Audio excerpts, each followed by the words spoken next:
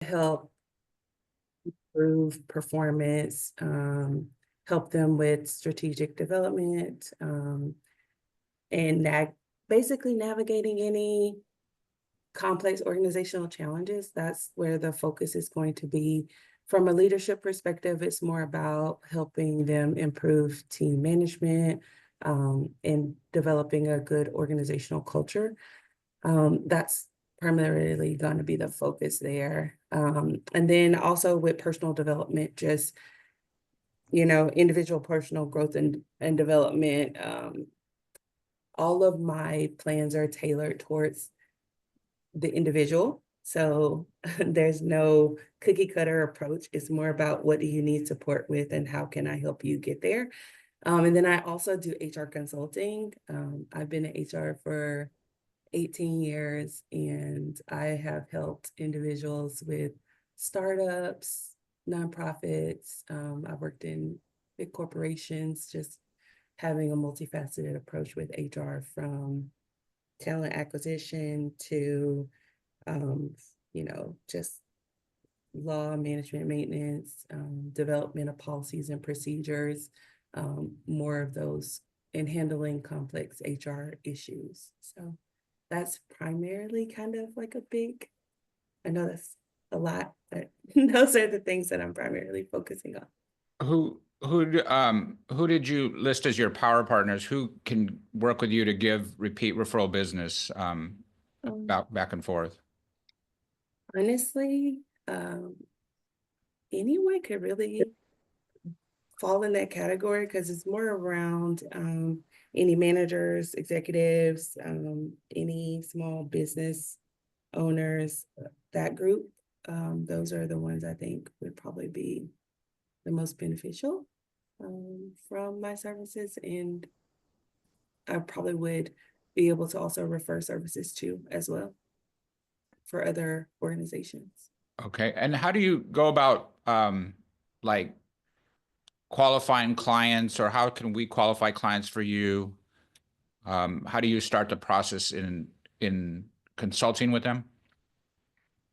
Mainly, my process right now has been, I've just had people reach out looking for select services. So I'm going to be honest, I really haven't dove into that space of going out finding, I guess.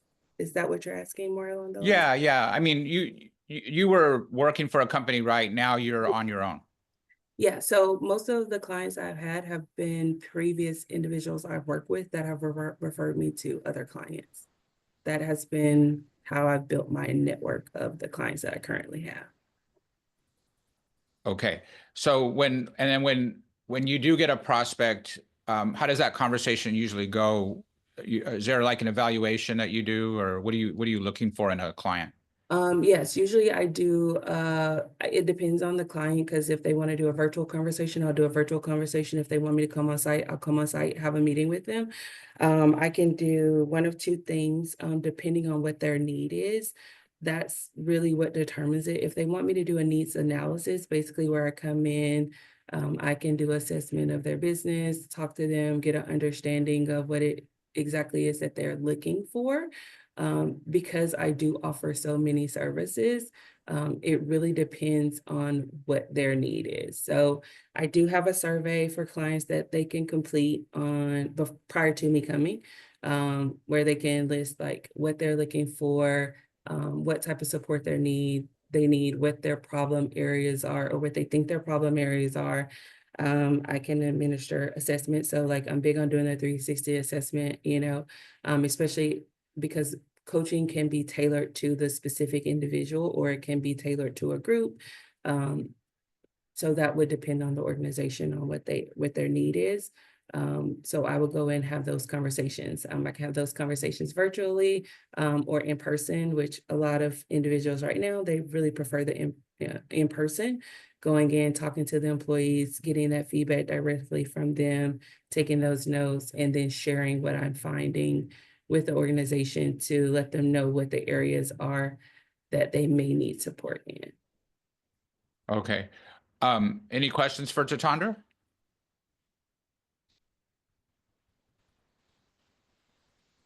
I think, Jim, are you trying to ask a question? I think you're muted there.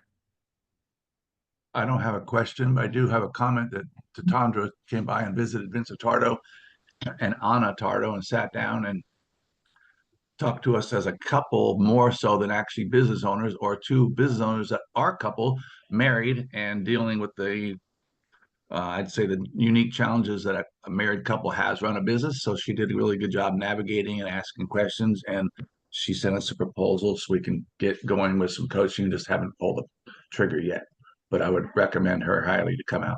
She also has a master's degree, which she didn't say, maybe double master's degree in what she does as well.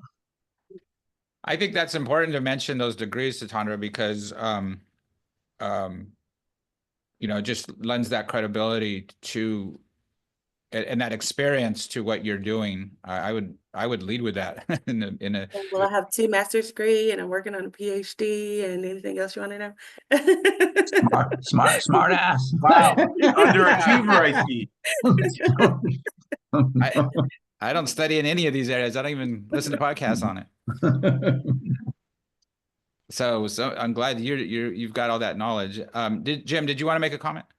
Well, only more a question. It's the CEO really that you're looking for, right? The person who's in charge, and then it goes beyond that to other people who might feel like they need your services.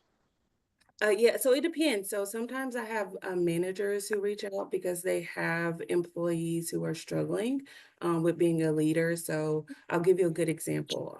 Let's say you have a person who's in a role that is a leader, but they haven't had previous leadership experience. Like a lot of times companies promote from within just because a person is a really good worker, but they don't necessarily have the skill set to be a leader.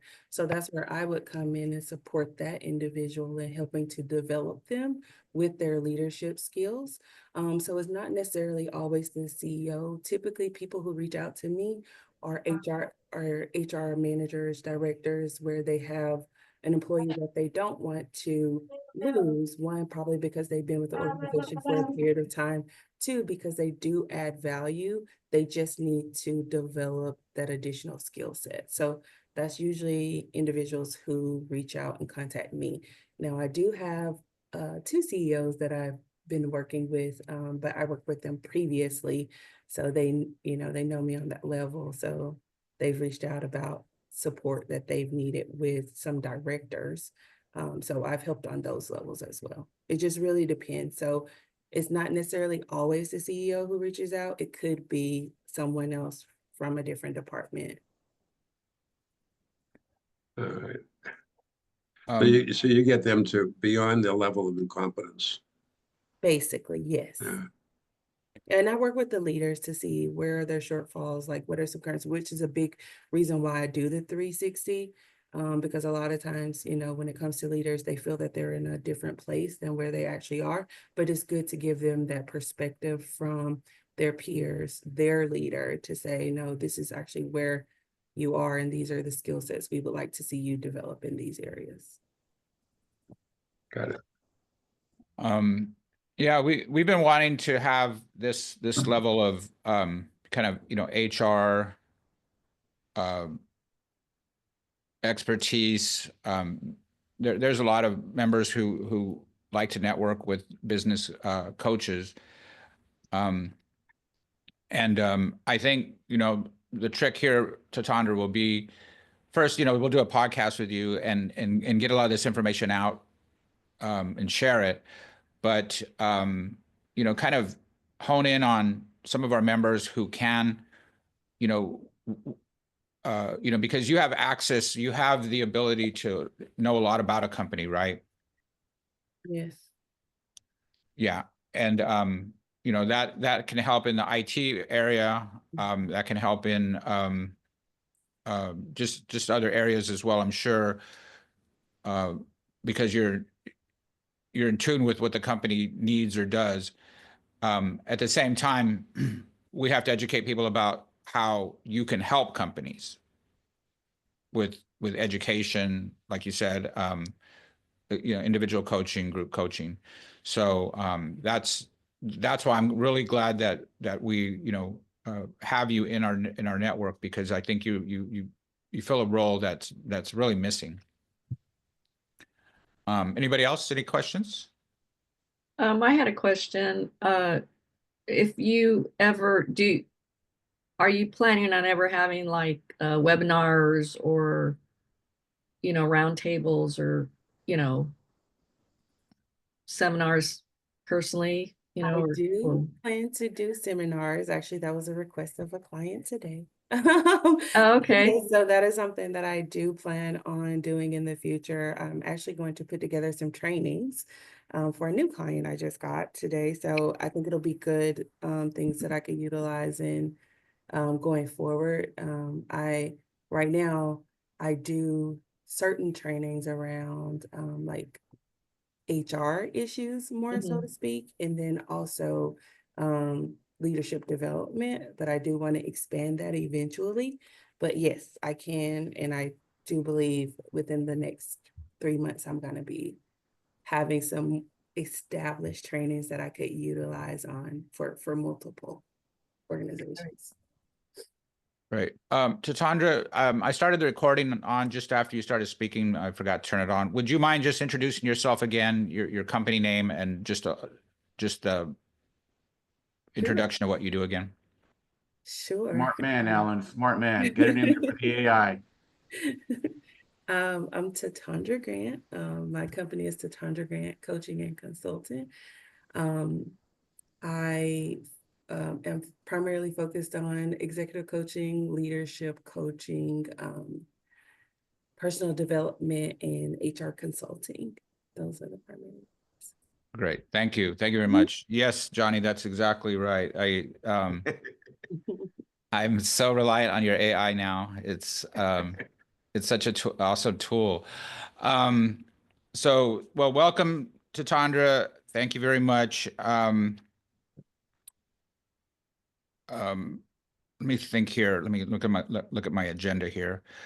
I'm gonna make some Power Partner USA updates, but I wanted to get into our financial members speak. I invited several of our financial members to come on, and I don't see them here, but Jordan's here, so we're gonna rely on Jordan Opre to kind of talk us down if from what's going on over the last week with regard to the stock market and things like that. How should we be approaching this? Um, yeah, been a volatile start to the year, couple weeks. Um, I think the main thing I've been doing for my clients is really just, checking in on them. So hopefully, if for those of you that have advisors, you've heard from them and have been able to talk and just review your portfolio and your allocation. So much of it just depends on your time horizon, your goals, things like that. But we're doing complimentary reviews just to take a look at your portfolio and make sure it's aligned with your goals and your risk tolerance. And then we're hosting a seminar this Friday. Alan, I'm going to forward you the invitation. It's 30 minutes. It's going to be at 1 p.m. our time. Our chief investment officer and head of agency are going to be hosting just to give what New York Life is doing with all the economic and market volatility. I'm going to give some, good general advice. And if you have questions, after that, you're welcome to reach out to me. But What are the details on that? I'm gonna send it right now. But like Friday, yeah, Friday at 1 p.m., 1 to 1:30 on Zoom. I'm gonna forward you, Alan, the invitation flyer that you can disseminate to the members. okay. And then a registration code, all that good stuff. But yeah, I think I'm just checking in with folks, and I mean, there's so many unknowns, right? But with all the volatility, it's just a good time to review your allocations, and that's typically how my conversations have gone. Just start the conversation and make sure folks are aware of how they're invested and making any necessary changes. But the key thing that I would say, just in general, if you're looking to make any big decisions based on the market over the past 2 weeks, would definitely recommend you chat with a professional before doing so. But getting a second opinion can be valuable in this time. So here for questions or if anybody needs a resource. I'm a firm believer that all traders should be licensed and none of these people, yahoos on Reddit, should be allowed to trade the way they do. Jacks up my freaking strategies. Did it catch you by surprise, or with all the talk of Trump talking about tariffs, because that was a major swing, right? And just by his words, it goes up and down. But Well, as it's a actually based off his words. Every time he says I give an exception, it goes up 6%. Then he goes, right. no, I take it back. It goes down 5%. It's the ultimate market manipulation. And it's pissing me off. So Jordan, like as financial advisor, did you? I mean, I know you have a crystal ball, but did you see any of this coming? Or That's a good question. I mean, I think if anybody tells you they did, I take that with a grain of salt. You can't, nobody can time the market up or down. I think the big thing is, and what I've heard from clients is there's just so much uncertainty, right? Because for that reason, it's really shifting how people are thinking about, where their money is parked, how much of their money is parked. Um, a lot of people I've talked to are, yeah, it's a scary time just with all the volatility, right? Um, so but the short answer, no. I don't really. It's really hard to gauge with some of the reactions and just what's impacting the markets. okay, any questions for Jordan? Yes. Yeah. Oh, go ahead, Jim. Johnny, I'll wait for you. Oh, no, I was going to say, Jordan, I'm just very curious if at your shop, I mean, my background is in portfolio analytics for the big banks in my past lives. So, I know how short-term and long-term strategies can vary pretty drastically. And what we're seeing right now with these tariffs and whatnot is a huge short-term chaotic uncertainty. However, I'm curious if your guys are starting to look into the long-term effects, because even if he does withdraw from all these, I feel that he's pissed off enough countries to say, hey, you know what? We can't count on you. So we're going to start like being less dependent on US. That could really affect long-term import exports over the next 12, 18, 24 months. And I'm just curious if you guys are building models around that and what those models are saying, if you are. Yeah, so I think that's where I'm looking forward to Friday for that seminar, just to get we have some of the top minds in the industry that are working on this and researching and things like that. I myself am not an economist, Johnny, but I think you make a good point, right? It's these market reactions that's what we're seeing today, but no one really knows how far up this will go, how long it will go, what it's actually going to look like in the long term. So I think that just adds to the uncertainty, right? It's really challenging to gauge how this is actually going to play out.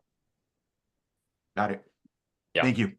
Yeah. So hopefully you all can join on Friday. I'm looking forward to that. Just about 30 minutes via Zoom. But Jim? Yeah, well, Johnny, that was a show there. You're gonna have to tune in to see the next episode. Exactly. Yeah, you can. Yeah.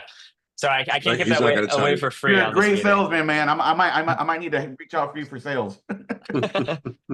Yeah, I want to see that. I'll be there, and I'll push that out. I'll push it out inside and outside the network for you. Thanks, Alan. Yeah. Okay. Go ahead. If I can, I just follow up on it, and Jordan hasn't touched on it, but he knows that in the world of financial planning, timing is really what's important. And what I mean is, if you're in your 30s and 40s, and you can ride through these waves, these up and downs, but if you're in your 50s and 60s, it becomes a bit more tenuous, and people should be looking at where are the guarantees. Okay, and this is a show for insurance companies. I mean, insurance companies have built into their products, like the annuities, the whole life insurance policies. I mean, these are guaranteed contracts. That's no matter what the volatility is in the market in the future. If you're in your 60s and you're saying, okay, I got 10 years, I'm going to retire, you don't want to be in a market where on the day when you need to access that money, the bottom falls out.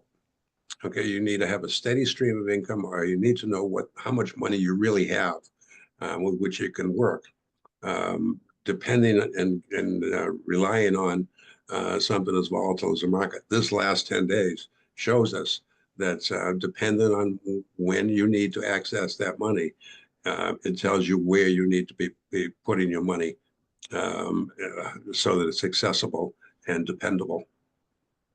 I also, I mean, I want to continue the conversation just a little longer because, and we have time to get everybody in still, but the thing that I see, not only with the volatility and what you're saying, the time horizon, I saw Vince's, you know, buy and hold long-term strategy, but I'm with Jim on the kind of the older side of the, you know, thinking as far as what is my time horizon for buying and holding and getting out when I need to. On top of that, Social Security is come into question. You know, if it gets privatized, we're basically managing our own 401ks, the way I look at it. And especially younger people are too, right, Jordan? Because there is no pension. So I think financial advice is going to be very important in these kind of uncertain times. You know, I mean, what would you, any comments on that? Because I think it's not just the market. I think it's more than that. It's these like Social Security and Medicare. If they're not around and you get older, what are you going to do? Yeah, I mean, that's a great point, Alan. And I think to build on what Jim was saying, so much of it just depends on, and why I, am cautious of getting too specific because we all have different situations, right? We have different time horizons in this room. So really when I'm talking to clients, it's just my job and goal is to get a sense of where they're at, where they want to be, where they need to be, um, and making my recommendations based on that. I think, Vince, you make a good point in the chat. Um, for younger people, I think, you have the time, right? But 5 to 10 years is that's a shorter time horizon. So it's just going to change how I'm having that conversation, and everybody's got different preferences as far as risk goes. I'm just reading your note here, Vince. Yeah, and I think you make a great point, and I always just ask people like, or recommend rather, like you never want to put all your eggs in one basket when it comes to any sort of savings or planning. Having diversity, as we're seeing, can go a long way when we have, say bonds are down, equities are down, right? It's just having a diverse portfolio can hedge against some of this risk. But yeah, it's all very specific, and I know that isn't exactly helpful, but it just depends on where you are, where you want to be, and your risk tolerance. And so that's why having these conversations with your current advisory relationship or just seeking out information is really necessary at this time. And it's a good conversation starter, right? Because when things are good, we're a bit less motivated to maybe have the conversations, when the market's up 25% over the past couple of years. So yeah, I would just encourage you all to have those conversations with your clients and people in your lives. So What's interesting, if I just finish up on my end, the public reaction to what's going on. My wife inherited some savings bonds from her mother years ago. And over the weekend, she started saying, I got to go cash them in because they got I saw on KFI that bonds are, people are cashing them in. I got to go get this before they're no longer worth anything. And she's not a reflection of a lot of things, but I think in this case, she's reflecting the public concern about the uncertainty of what's going on, not just with the stock market, but with so many other variables that we're not used to. Things change. The news cycle now is about 3 minutes. It used to be a day, but now it changes in a heartbeat. And it's not just news cycles, Jim. It's social media, I find, is the biggest issue. I mean, I'm a guest lecturer for some universities in my area, and I'm talking to a lot of these college kids, and they get all of their financial literacy and advice from Reddit, TikTok, and Instagram. So whatever the local, influencer is saying, and I keep trying to remind them, I'm like, look, if you look at the past 10 years, and most of these kids are in their early 20s, So they didn't even know the market until about a few years ago. You know, I'm like, guys, have you guys ever heard the phrase that all, high tide raises all boats? And they go, I don't get it. I'm like, tell me someone who's actually lost any significant amount of money in the last 10 years. No one has. You know, the entire market That's has been, not true. well, That's not true. I'm talking about in generalization from the market standpoint from 10 years ago to now, if you were investing in a fund, right? The S&P, the Dow, the NASDAQ, all of them are up over 20% over the last 10 years, right? You're So that's just what I'm talking talking about. I'm not stock talking about market. like, say that again? You're talking the stock market. Correct. I'm talking about the stock market, right? But they coming back, and what really kind of scares me is they're so in the mood to make a quick buck. They're investing things they don't understand at all, like cryptocurrencies and NFTs, and I tell everyone, I'm like, I don't see those as good or bad investments. They're investments. Just don't call them currencies because they're not. But do you understand what they are? Because if you don't, how are you valuating it? Why are you? All they know is that if I put money in here, it goes up, and that's all they care about. They don't understand the underlying assets. In this case, I don't even consider it an asset, but that I'm just saying financial literacy is such a huge problem from even our generation. No one taught us enough about, mortgage rates and insurance and the things that we care about. But these kids, it's even worse because they're getting, misinformation or biased information from these people who are telling them. The fact that a group of people on a social media network like Reddit can band together and just destroy or skyrocket a particular stock is absurd. The whole reason for analysts and modeling and all this is trying to identify these. I mean, the whole market is just it's market manipulation at its finest, and it's driving me insane. Let me put it like this, Johnny. Just to close out this section is that Yeah, sorry, this is a hot topic. Power Partners, as I see it, is a load of expertise in all these areas. Like I said, Tatandra has degrees in areas that I don't even casually study, right? And same with Jordan and anybody in finance or banking. I do not really understand that. I rely on those professionals. And I think as Power Partners, if we also see each other as resources for each other, it is like earning money. There's people on, we had a lot of drop-offs today. I spoke to Chuck. Chuck, in his world, has helped me out with resources that have saved me a lot of money. It's not a sale, it's not a referral, it's knowing him and going to him for his expertise.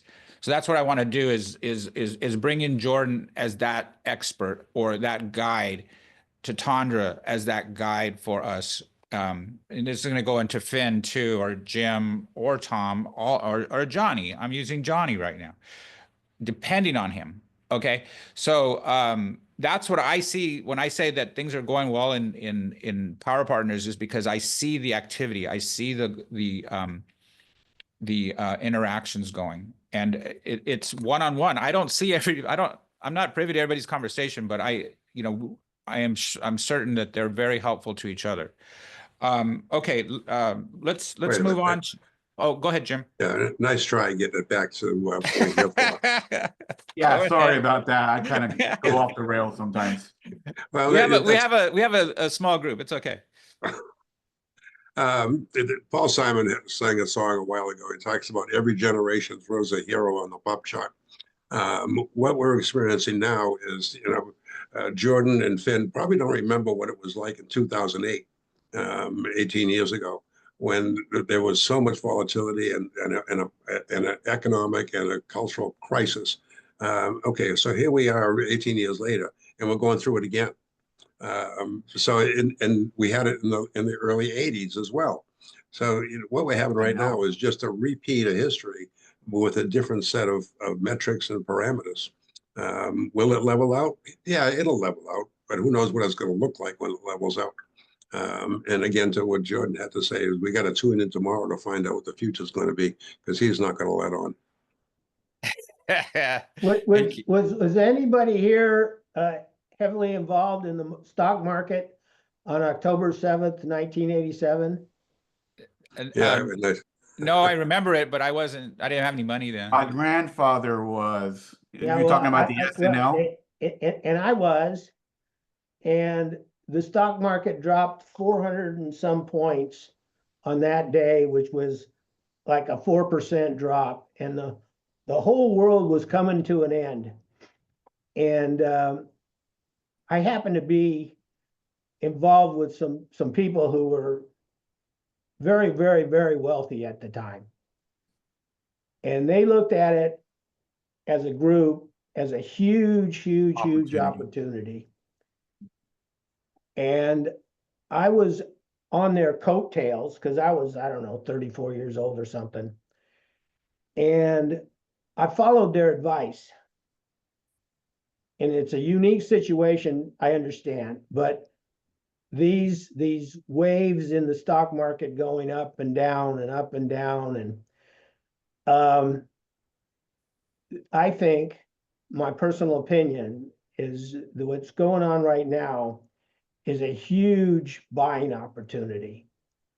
We're seeing very unsettling times, but we always have.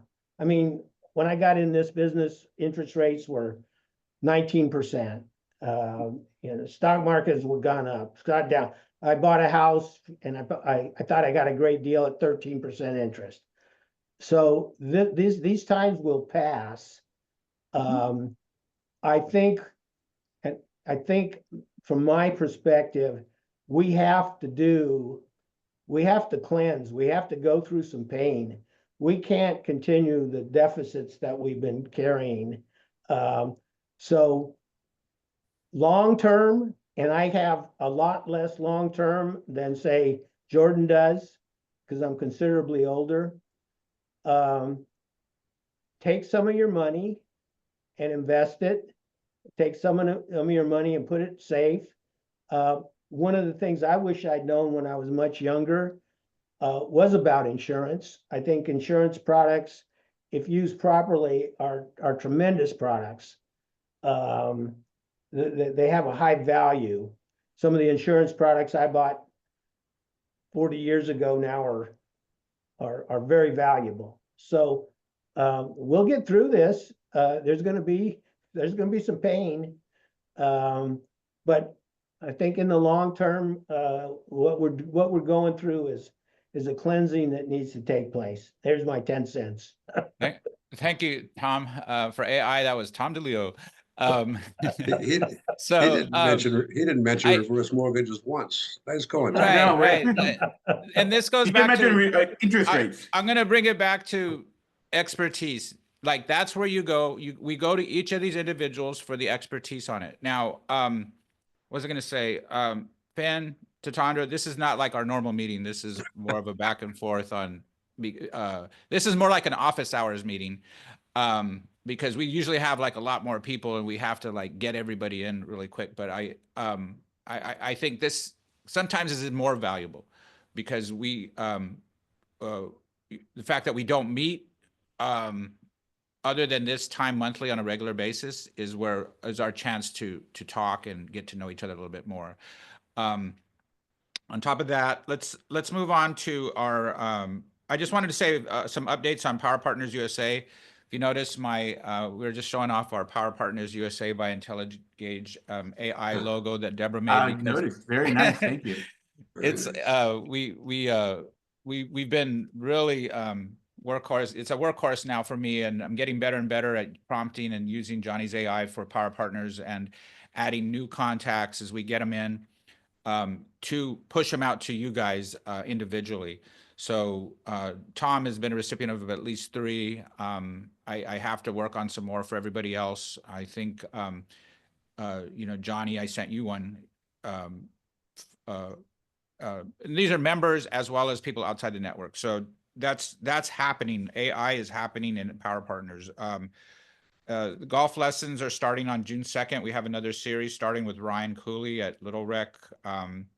It is $300 for 6 lessons, and it'll be starting on a Monday. About 5:30 or 6 o'clock, we're last on the course, and we practice and play on the course. The last thing I want to say about Power Partners is that we do not have rules. We kept saying, like, we don't have rules, but we do have best practices. And we added a web page on there that you can get the details, but I just want to run a list of the 10 best practices that we have listed there. Is to number 1, keep fellow members top of mind for referrals. Number 2, follow up on the referrals you receive.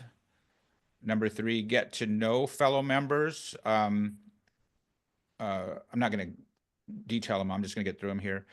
Attend the monthly Zoom meetings here. Invite prospective members to monthly meetings. Follow fellow members on LinkedIn or other social media. Share your events with me, Alan, for promotion, like Jordan's doing. Promote only your business category that you have listed, so that there's no confusion on everybody's categories. And let everyone know what referral fees or incentives you give for referrals. We'll promote that, and we'll help get that word out. And number 10, invite members to meetings. Yes, I said it again because we always want to grow. We still have a lot of room for growth. A lot of categories that will help everybody. And that's it. Well, with that, let's move on to our members speak, which is, oh, did you have a question, Jim? I'd like to add one more category. Sure. You got 10 items there. I think the other should be never ghost another Power Partners email. Never ghost another Power Partners email. What does that mean, Jim? If I send you an email, Tom, and you don't really want to respond to it, but you have to let me know that you at least got it. Ah, okay. Hey, Tom, I can build you an AI that'll automatically turn him down in a polite way. I've got a theory now that people take 3 to 5 days to respond to an email. That as long as there's a response somewhere along the line. Yeah. It's disappointing when you think you've got something going with somebody, and you try to set up a meeting, or you got to looking for a response, and you get ghosted. Right. Well, Johnny has programmed our AI. When I say, like, I'll introduce, okay, Jordan, I want to introduce you to Jack. It pulls in the contact information, and I tell it what information to put in. That's email, phone, links to certain things. The phone, I think, is underused by everybody. I've been picking up the phone, and it's helping me. That's how I met Tatandra, and some other people. But I've followed up on some people on behalf of Power Partners, because I don't know if they never got the email, Jim. Sometimes with Gmail and stuff, it goes into their spam. So a phone call might not hurt. Yeah, there could be a lesson in that, because my feeling that phone call etiquette requires that you say, do you have time for a phone call? When you first talking to them, you mean? Yeah, I mean, I get phone calls not very often, but when I get phone calls, sometimes I'm in the middle of something else, and it's a distraction. And Sure. I think it's courtesy. We've got the tool to say, do you have time to talk with me right now? Or when will be a better time? Or somehow say, look, I'm going to call you on the phone. Get ready. Yeah, and I hear what you're saying, and this is why I emphasize Follow-Up Friday, is because we get referrals and leads, and even getting people, even the process of sale in a B2B is a long-term thing. Okay, it takes a while. So I think on top of the fact that you might be getting ghosted, I think it just takes a little bit of patience sometimes to get things done. I don't know if anybody else agrees with that or not, but that's how I've been dealing with it. I hope that in my issue, and I'm sure all of you are the same, if I get at least 150 emails a day. I mean, while we were on the line here, I got 15 emails. I Yeah. mean, it's just 80% of them I don't even open. I mean, if Jim sends me an email, I'll open it because I recognize his name. But I don't know if you're all experiencing it, but there's so many spam or so much emails going out that they've almost got the same thing as somebody calling on your cell phone that you don't recognize spam. I mean, that's one of the things I'm trying to get around is how do you reach people without sending a bunch of emails that never get anywhere? I wonder if, like, in my case, because we only meet once a month and I have a lot of information to get out, email is the way I do it. And that's whether it's to the entire group or to individuals. And I worry that, oh, my emails are too long or there's too many. But at the same time, if they don't open it, they might be missing out. So that's how I look at it, is I try to make sure that email means something. Because yeah, I spend a lot of time deleting emails all day too. I'm just used to it. I'm in email marketing. That's part of my business too, is setting people up with email. Well, But when I get an email from you, I open it. I mean, and Yeah. half the time I print it out, because it has some value to me. But if I get an email from Joe Blow, who I've never heard of or don't know or whatever, I think that's different than what Jim is saying, because he's dealing with a member, right? That's ghosting him. oh, okay, That's what I'm talking about. okay. Yeah. So yeah, spam is spam. That's a unfortunate thing. So okay. Well, let's I want to start with Jim on member speak. He's our latest renewing member. Thank you, Jim, for your confidence in us. Why don't you introduce yourself to Tandra again, and Finn, I think you already know, right? There's nobody, if there's anybody here who doesn't know what I do, then I'm not communicating very well. My primary focus is educating people on the cost of aging. If we're lucky, like my long dead mother-in-law had a plaque that said, "Never complain about the aches and pains that come with aging. It's a condition not awarded to everybody." Medical science keeps us alive a lot longer than ever. We're going to live 20 years longer than our parents, but that puts us more at risk for heart conditions, for diabetic conditions, for strokes, for memory care issues. And caring for those events is very expensive. And, you know, there's ways to deal with it. But the sooner that people get on board and recognize they have the need, the better off they are. There are more options available. It's not just insurance. It's also Medi-Cal. And Medi-Cal is a perfectly worthwhile resource for people. More than 50% of the population will end up on the state-sponsored Medi-Cal condition. But keep in mind that that's a poverty level healthcare. You don't get many choices when you're on Medi-Cal. You go to, I don't know, Emmett for physical therapy because that's where they have availability. Being able to prepare for the aging process is important.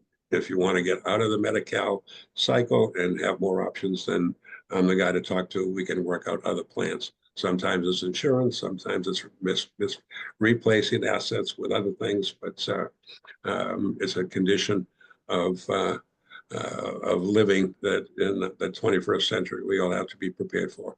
Getting older is not for sissies. Any questions for Jim?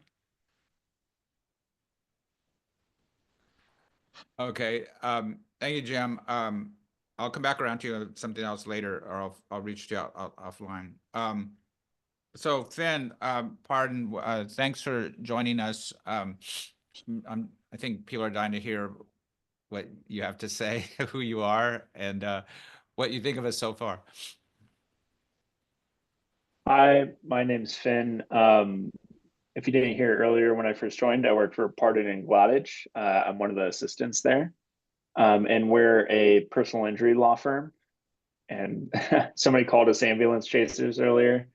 but we try to distance ourselves from those guys you see on the billboards, and try to stay involved in the community and just not be I don't know, the garbage you see on the on the billboards. Yeah, it's been really interesting to hear everything, especially about the current financial state of the country. And seemed like all the members had, I don't know, were very engaged in that topic. And Tom, if you're in that ambulance, you want Finn behind you. Hey, Finn, you can always just say Johnny went off the handles. It's fine. I tried my best not to.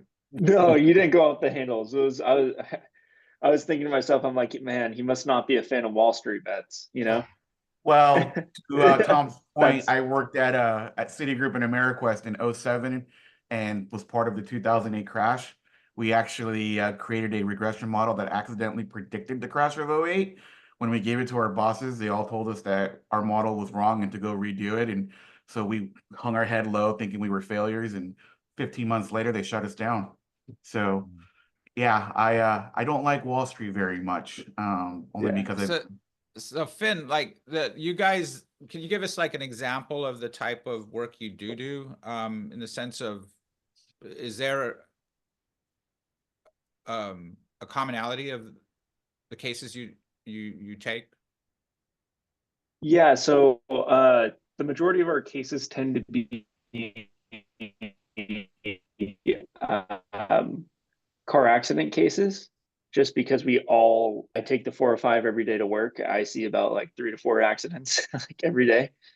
So that tends to be like the highest amount of our cases, then probably premises, like premises liability, like people tripping or slipping on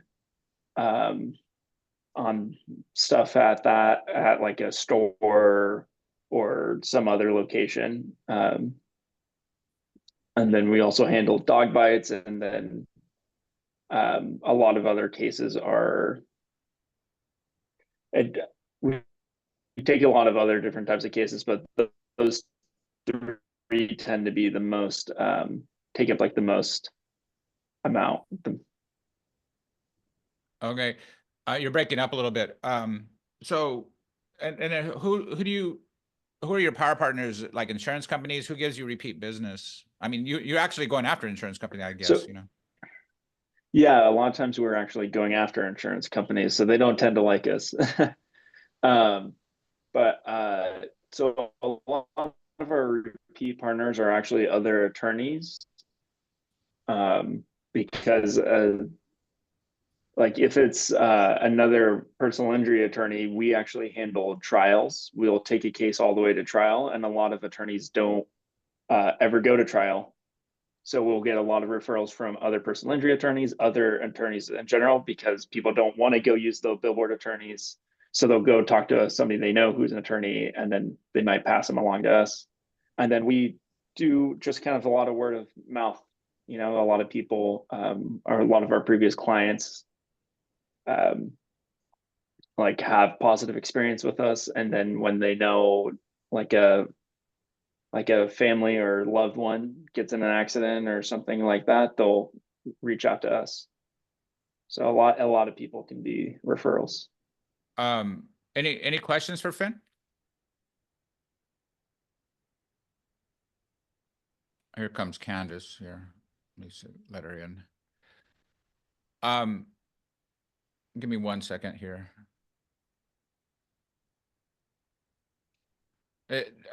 No questions for Finn. I'll repeat that. Let's see. Where are you located, Finn? What? Seal Beach. Seal Beach. We're right. Yeah, we're right here in Seal Beach. Well, I don't know if everyone else is in Seal Beach, but You said 405. It had to be Seal Beach or Long Beach. Yeah. So our office is pretty much at the 405 and Seal Beach Boulevard. Okay. So In the ranch? the ranch, yes. Actually, he's parked in a van behind the hangout. Yeah. All right. Well, thank you, Finn. Thanks for joining us. Hi Candace, how you doing? Just saying hi. Let's move to Tom. Uh, Tom DeLeo with New America Funding, and I do reverse mortgages. I don't know if anybody knows what a reverse mortgage is. You should by now. Based on the opening discussions, I'm going to throw out a term, and you guys can reach out to me if Jordan would probably be the only one, but it's called sequence of return, and it's a financial planning term that can impact your investments. It's primarily concerned with people over 55, but give me a call, send me an email, and I'll send you some information. But if you have clients approaching that age, you want to know what sequence of return is. It's valuable at this time of the market. Yeah. Okay. Any questions for Tom?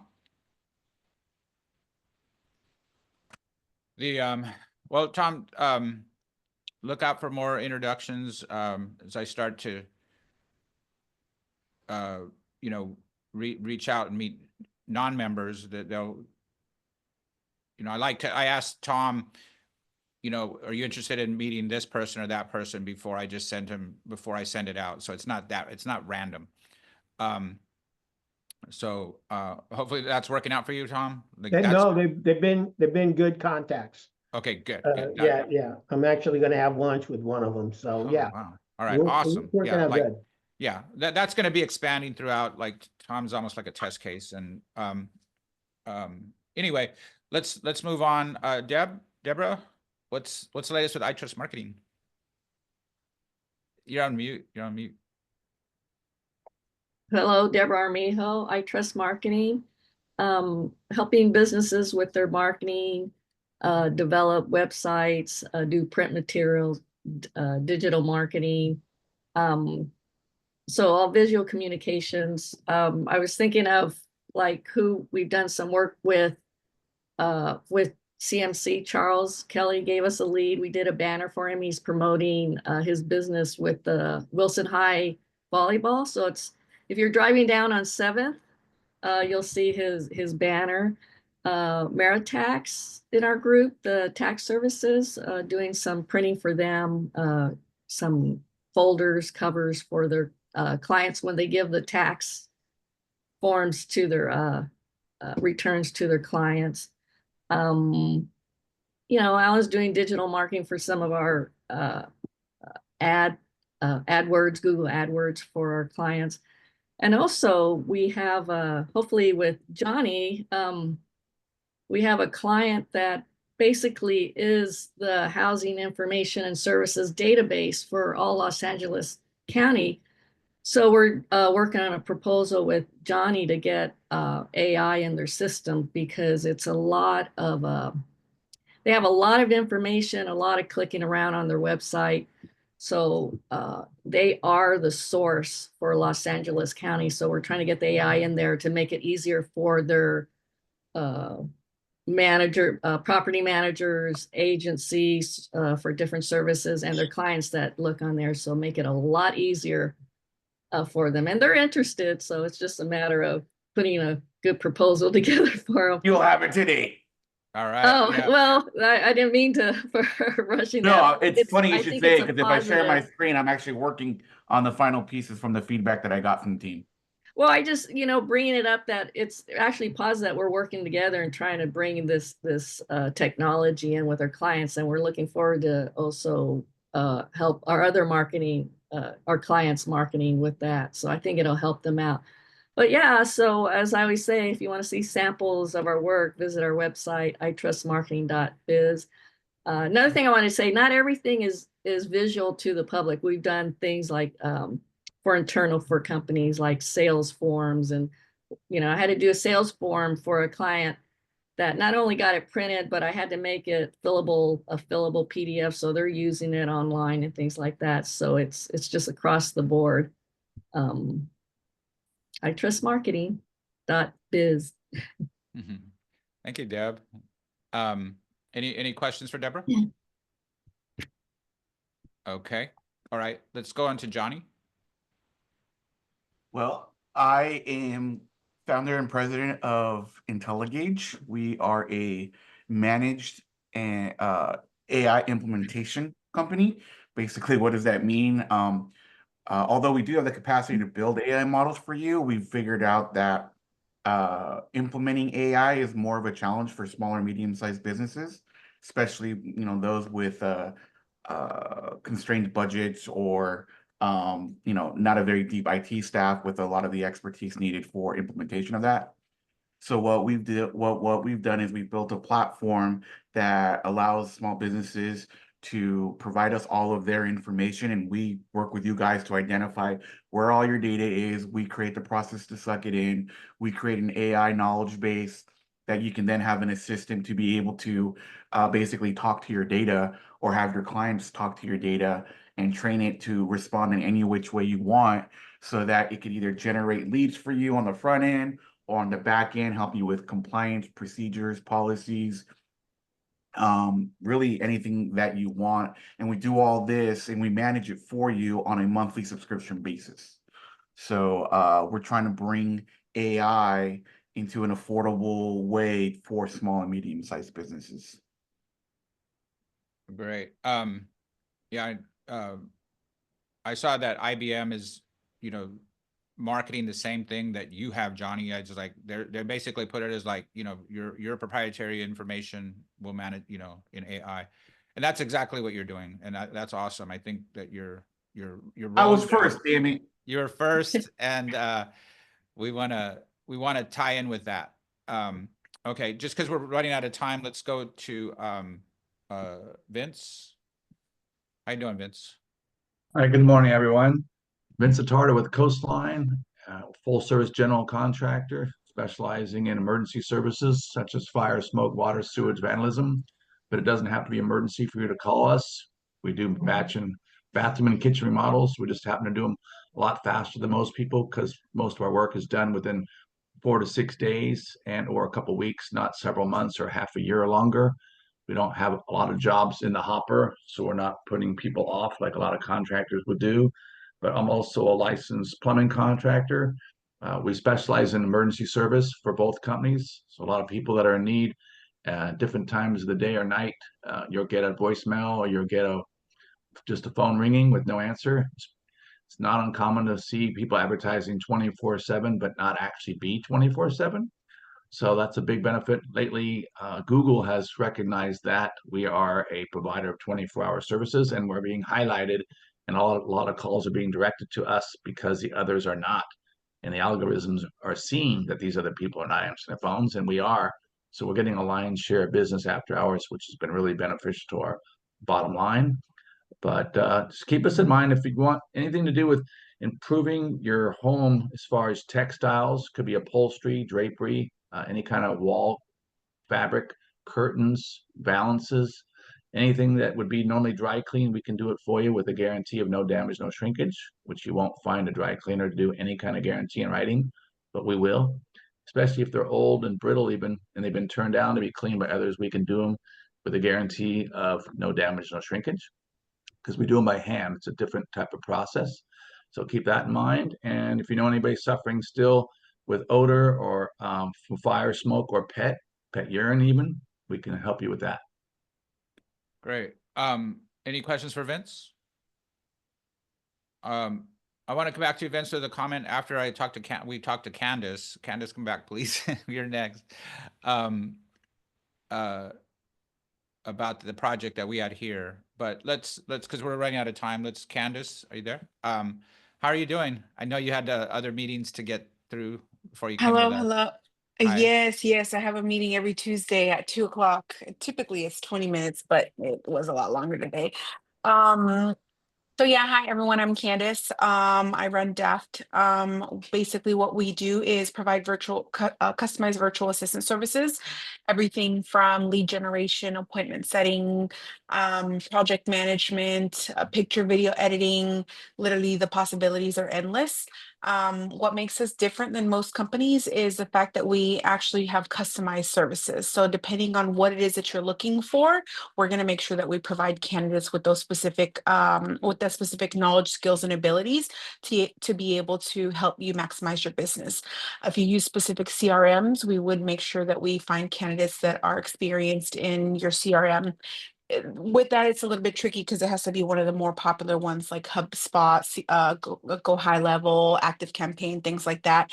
But we've even found candidates that have other kind of experiences or general CRM knowledge. So it just depends on what you're looking for. We do try to keep our pricing between $12 and $15, depending on the job description.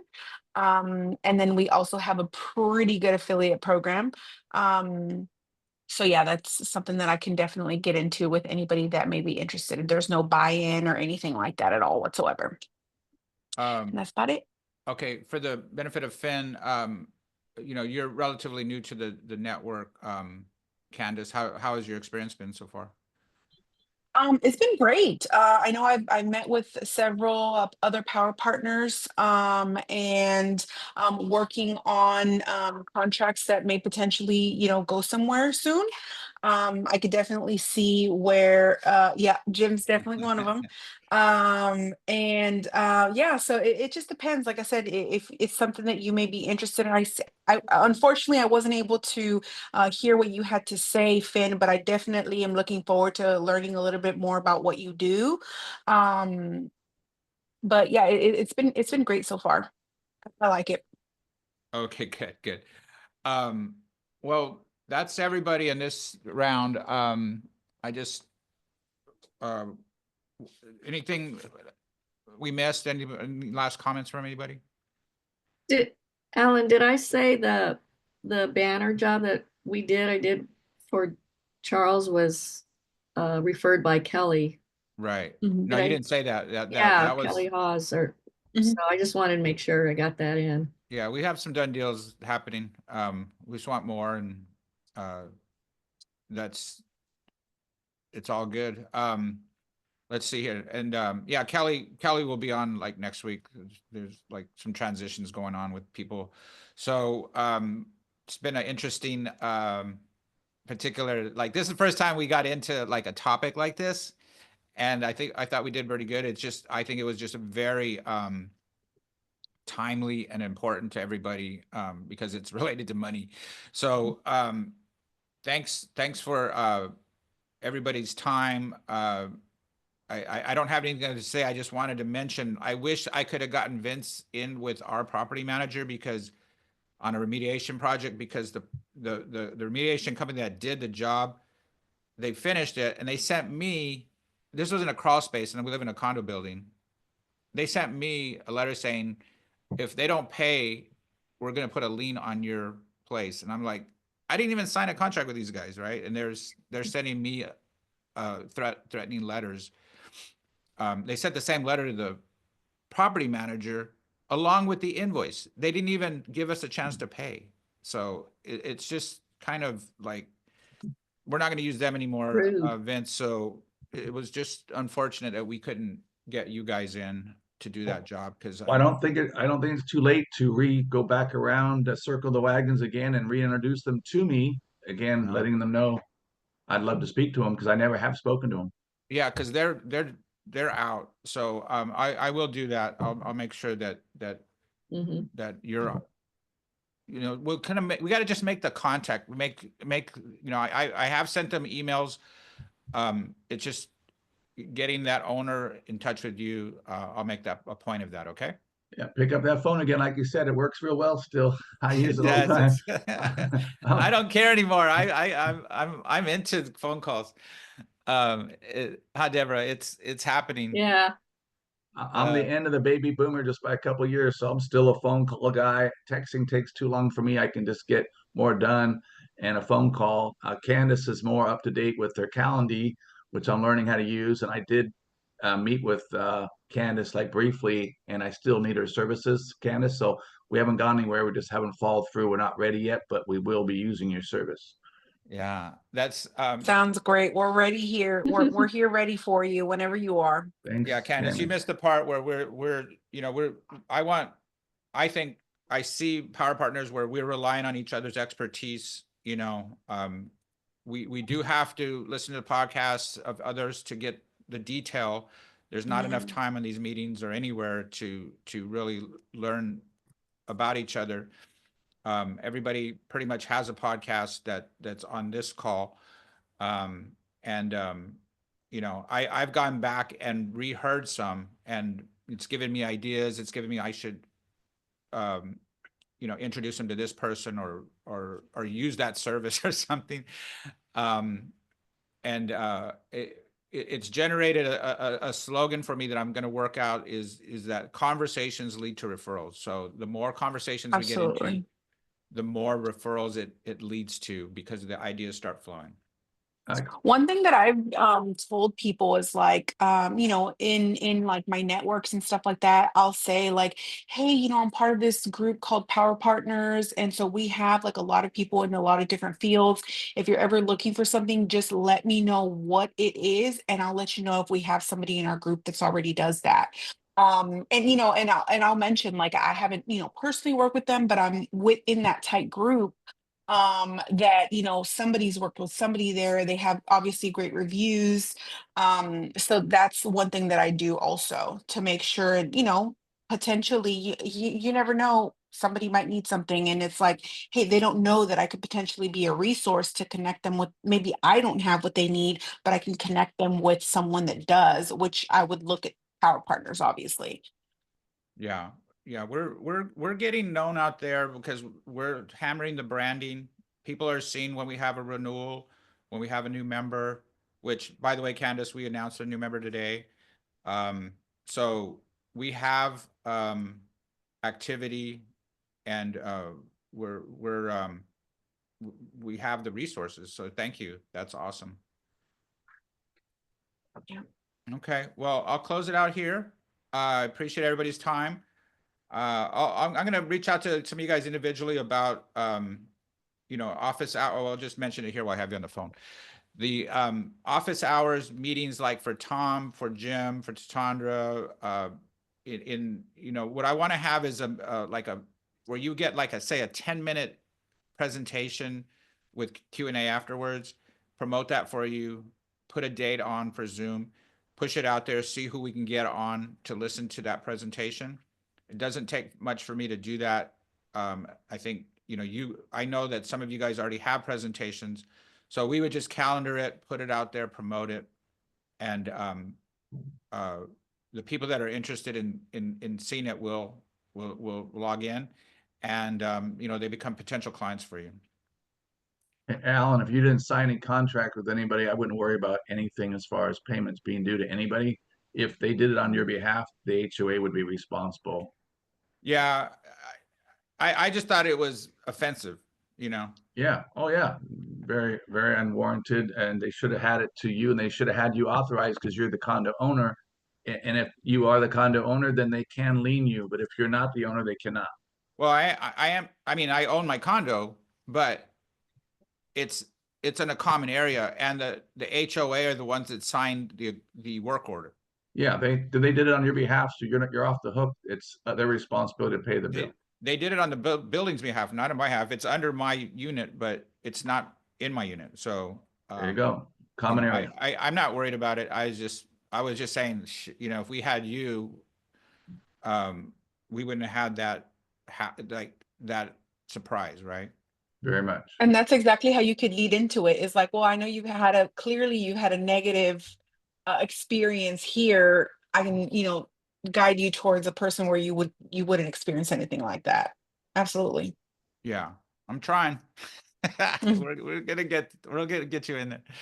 So keep in mind though, if they send, they're supposed to send a notice out to their subcontractors and any of their suppliers within 30 days, and the actual contractor, the prime, has 90 days in which to send a letter. And normally he doesn't have to send a letter to the owner because he's already working for the owner, but other people that might be associated with it, they're supposed to let those people know. And it's pretty much a canned type of response that's sent out as far as payment goes and having the potential to lien a property.